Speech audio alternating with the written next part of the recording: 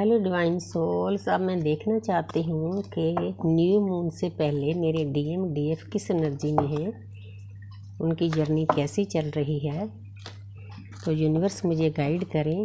हे मेरे राधा कृष्ण, हे मेरे शिव शक्ति, मुझे प्यारी सी गाइडेंस देना ताकि मेरे व्यूअर्स खुश हो जाएं, उनको भी राहत मिले और मेरा सोल पर्पज पूरा हो। क्योंकि मैं तो एक जरिया हूँ, ये एनर्जी तो आपकी है, मैं तो पहुँचाने वाली हूँ उनके पास। तो सबसे पहला कार्ड है न्यू मून से पहले व्हील ऑफ फॉर्चून। आपकी किस्मत का पहिया चमकने वाला है, आपको खुशियाँ मिलने वाली है।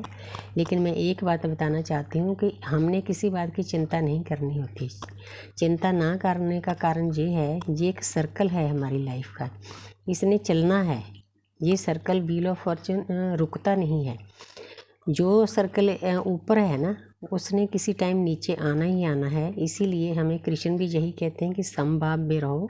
ये चीज़ें तो चलती रहेगी, प्रेजेंट में रहो, अपने आप को खुश रखने की कोशिश करो। चारों तरफ ज्ञान की बुक्स हैं इस कार्ड में। ये कार्ड बहुत पॉजिटिव एनर्जी से भरा हुआ है।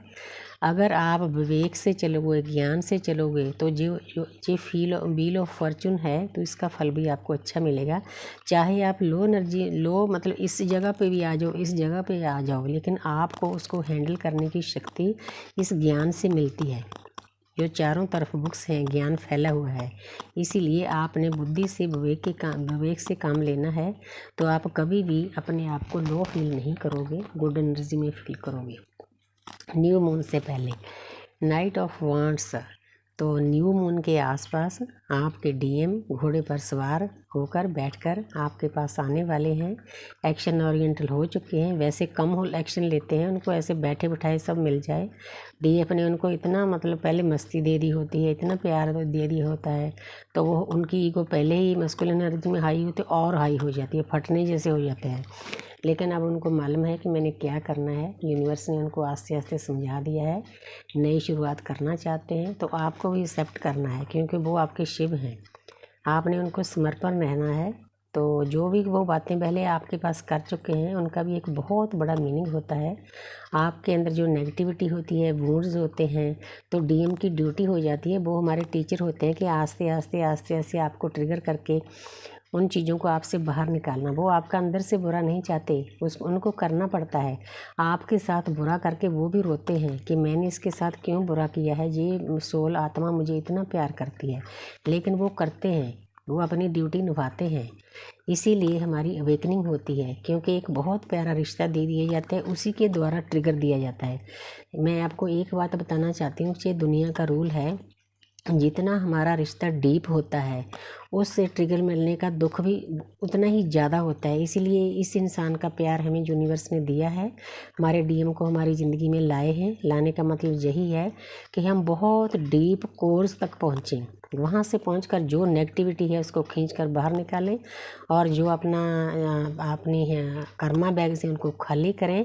उसके बाद परमपिता परमात्मा से जुड़ें और अपना मुक्ति का मार्ग पाएं। मुक्ति का मार्ग दोनों ने पाना है, इसीलिए वो भी आपके पास आ रहे हैं। तो आगे है 3 ऑफ पेंटिकल। तो आपके डीएम को जर्नी के बारे में पता चल गया है, अच्छी बात है, आपको खुश हो जाना चाहिए। 3 नंबर जुपिटर का है। वो कहीं ना कहीं से आपके पास तो आते नहीं, क्योंकि उनकी ईगो हाई होती है। उनको ऐसे होता है, अगर मैं पहले इसके पास चला गया तो मेरी तो वही बेइज्जती हो जाएगी, मैं तो बड़ा ऊंचा इंसान हूँ।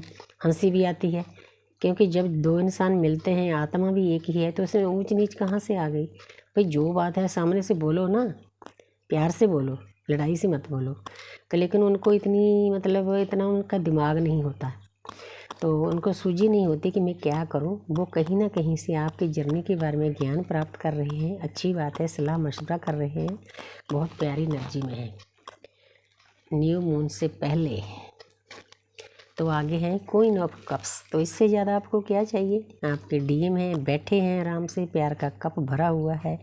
तो बस मतलब उनको ना आपके पास आने के लिए ऐसे लगता है कि मैं क्यों पहले जाऊं, चाहे गलती उन्होंने की हो। तो वो चाहते हैं कि खुद मेरे डीएफ आए, लेकिन डीएफ में परमात्मा ने इतनी शक्ति दे दी होती है, सेल्फ रिस्पेक्ट दे दी होती है। पहले डीएफ ऐसे करती थी कि आपकी अपनी सेल्फ रिस्पेक्ट दांव पर लगाकर डीएम के पास जाती थी बात करना, है ना। डीएम बार बार नीचे दिखाते थे, वो फिर भी इस चीज़ को मतलब कुछ समझती नहीं थी। लेकिन आस्ते आस्ते यूनिवर्स डीएफ को इतना ज्ञान दे देती है कि अगर किसी का प्यार पाना है तो गिर कर नहीं पाना, ऊँचे उठ कर पाना है। सबसे पहले अपने आप को सुधारो, अपने मन को जीतो, अपनी वाइब्रेशन को हाई करो।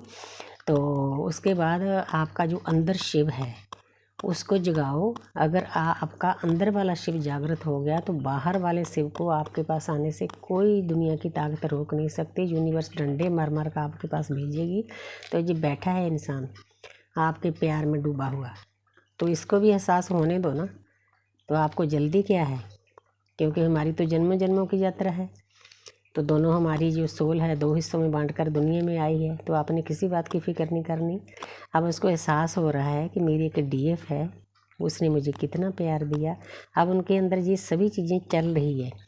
न्यू मून तक यूनिवर्स उनके अंदर से सभी चीज़ें नेगेटिविटी निकाल देगी। उसके बाद पॉजिटिविटी में आएंगे, तो आपके पास आएंगे, एक्शन भी लेंगे। आपने किसी बात की चिंता नहीं करनी। Thank you universe. थैंक